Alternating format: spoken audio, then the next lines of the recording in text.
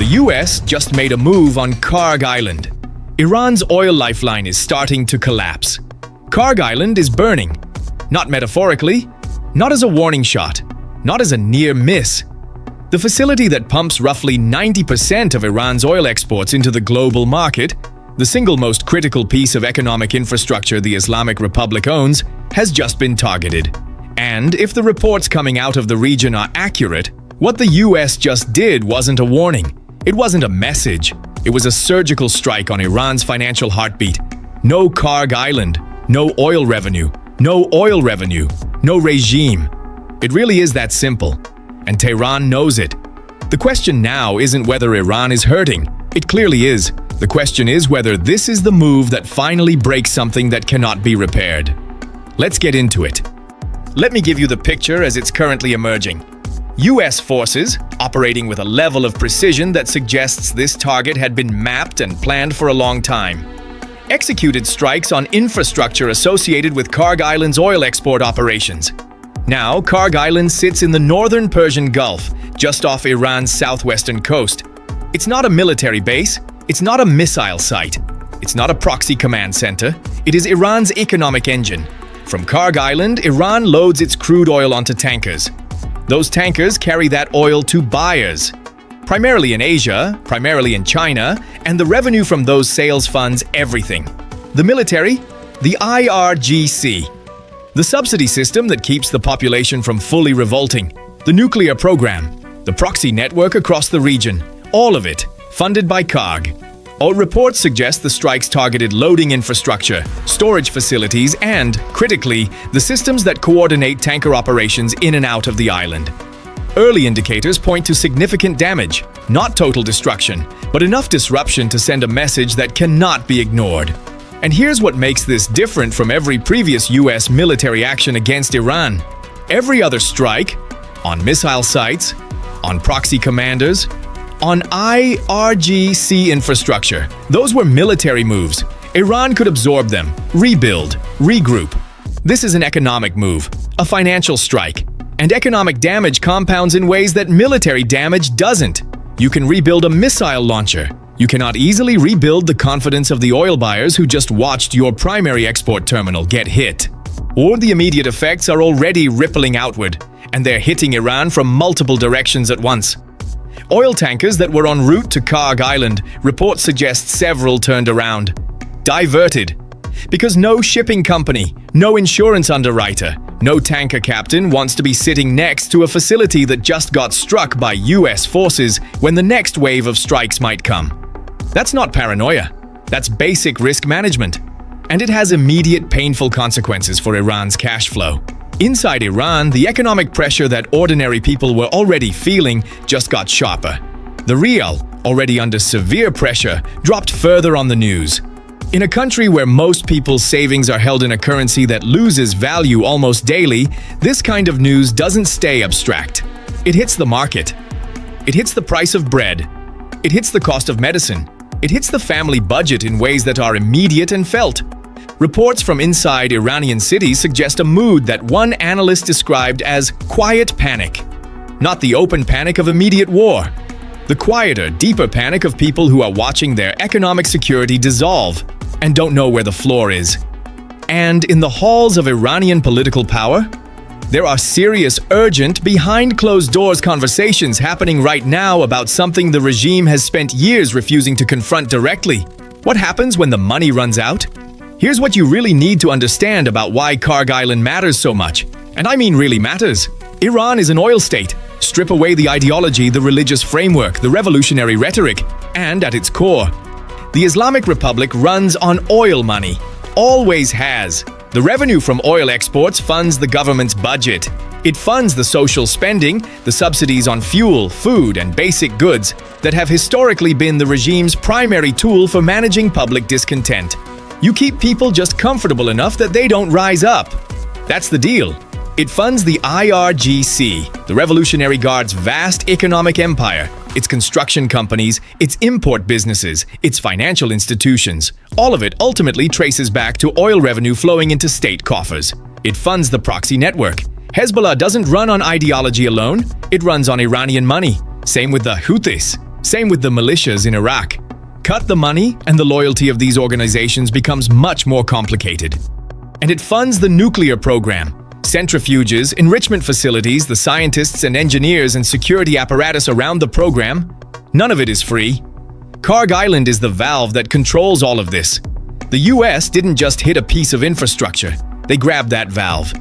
And here's what's really happening beneath the surface. This move signals something fundamental about how Washington is now thinking about this conflict. They're not just playing a military game anymore, they're playing an economic game. And in an economic game, Iran is dramatically outmatched. To understand why this moment was almost inevitable, you have to go back and trace the decisions that led here. For years, decades really, Iran's strategy was built on a specific assumption: that the US would never strike Iran's core economic infrastructure. That there were certain targets that were simply off the table, too escalatory, too destabilizing, too likely to trigger an oil price shock that would hurt the global economy and therefore hurt Washington politically. Iran built its entire deterrence strategy around this assumption.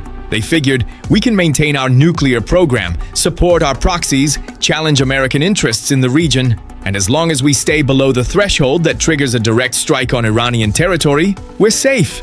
We're untouchable. And for a long time, they were right. American administrations, across parties, across decades, held back from striking Iranian territory directly. Even when Iran was clearly responsible for attacks on US forces and allies, even when the evidence was overwhelming. The calculation was always, the cost of direct confrontation with Iran is too high, but that calculation has been changing, gradually, then suddenly. The dismantling of Hezbollah's leadership structure, the fall of Assad, the degradation of the Houthi capability, the strikes on IRGC command infrastructure. Each of these moved the threshold. Each one demonstrated that the response Iran had feared, the massive retaliation, the uncontrollable escalation, wasn't materializing, and so the threshold moved again and again. Until someone in the US national security apparatus looked at a map, looked at Kharg Island, and made a decision that would have been unthinkable 5 years ago. Now, here's the layer that most coverage is missing entirely. Kharg Island isn't just an oil terminal. It's at the center of a shadow economy that connects Iran's regime to some very powerful interests. Interests that extend well beyond Tehran. For years, Iran has been selling oil in defiance of sanctions. The mechanism for doing this is sophisticated. Tanker-to-tanker transfers at sea, falsified documentation, ships that turn off their GPS transponders and reappear in Chinese ports with their cargo already unloaded. This shadow oil trade has made certain people very, very rich. Inside Iran, the IRGC controls significant parts of this operation. The same organization that runs Iran's military and its proxy network also manages the sanctions-busting infrastructure that keeps oil flowing despite American pressure. This creates a situation. And this is the part that explains so much of Iran's behavior, where the people making military and strategic decisions are also personally profiting from the sanctions environment. They benefit from the system that maximum pressure created because they control the underground channels that circumvent it. And there are buyers on the other end of this trade who don't want the disruption either. Refineries in China that have built their business models around discounted Iranian crude. Middlemen in multiple countries who take their cut of every sanctioned barrel that moves. Striking Kharg Island doesn't just hurt the Iranian government. It disrupts an entire ecosystem of interests. And those interests, particularly in Beijing, are now being forced to make a choice. You'll continue supporting Iran's shadow oil trade and risk direct confrontation with Washington's economic pressure? Or quietly step back and let Iran absorb the consequences? That choice is being made right now. In boardrooms and government offices in China that we can't see from the outside. But the early signals, reports suggest some Chinese refineries have already been quietly reducing their intake of Iranian crude in recent weeks. Early signs indicate that the answer may not be the one Tehran is hoping for. Here's where things start to get genuinely complicated, and the complications are global. Oil prices moved immediately on the news. Any disruption to Persian Gulf infrastructure sends signals through energy markets that reach every country on Earth. But here's the thing. The move in oil prices tells you something important about what markets actually believe. If markets believed this was the beginning of a total shutdown of Persian Gulf oil flows, a genuine closure of the Strait of Hormuz, prices would have gone through the roof. The kind of spike that causes recessions. They didn't, which suggests markets are reading this as a targeted, controlled strike rather than the beginning of an uncontrolled regional war. But markets can be wrong. Markets price in probability, not certainty. And in this region, certainty has a way of arriving faster than anyone expects. Iran still has options, and some of them are very dangerous. The Strait of Hormuz remains Iran's ultimate leverage card. Roughly a third of the world's seaborne oil passes through that strait. See, Iran has spent years developing the capability to threaten, or actually attempt, the enclosure. Mines, fast boats, shore-based missiles, submarines. If Iran decides that the Kharg Island strike removes all remaining incentive for restraint, if the calculation becomes, we have nothing left to lose, the strait becomes the next move. And a move on the Strait of Hormuz doesn't just affect Iran and the United States. It affects Japan. It affects South Korea. It affects India. It affects Europe. It affects every economy that depends on energy flowing through that choke point. Which is exactly why the US has been so reluctant to take actions that might push Iran to that decision. And exactly why this strike on Kharg Island represents such a significant escalation of risk. By the way, if you're following this situation and you want analysis that connects the dots between the military moves, the economic pressures, and the global implications, hit like and subscribe. We track these stories from every angle, not just the surface. Now let's keep going, because the next part is where things get really complicated. So what's actually driving this, and where does it lead? Let's work through the theories. Theory 1. This is a carefully calibrated pressure move, designed to force Iran to the negotiating table. In this version, the Kharg Island strike is not the beginning of a war. It's the ultimate piece of leverage. Washington has decided that the only way to get a genuine deal on Iran's nuclear program and on its regional behavior is to make the cost of not dealing so high that the calculation changes inside Tehran. Hitting Kharg Island sends a message that no sanctions package, no diplomatic pressure, no proxy conflict ever could.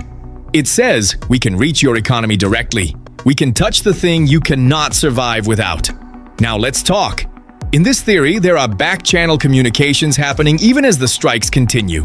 And the strikes stop the moment Iran signals genuine willingness to negotiate. Possible? Yes. Historically, this kind of coercive pressure has worked.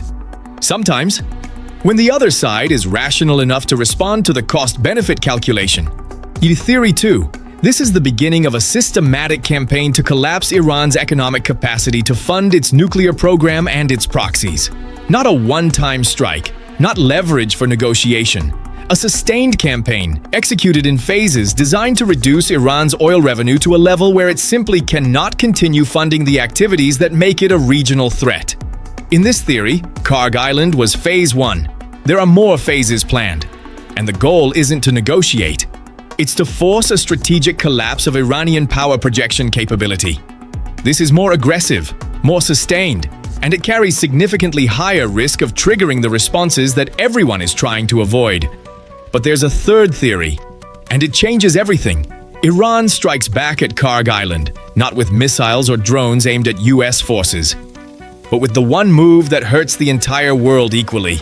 They mine the strait, not close it completely, but make it dangerous enough that insurance costs for tankers spike to levels that effectively price out smaller buyers. Create enough uncertainty that oil flows become unpredictable. Force the global economy to feel the pain of this conflict. Not just Iran, not just the US, but everyone. Because if everyone is hurting, the pressure on Washington to de-escalate doesn't just come from Tehran.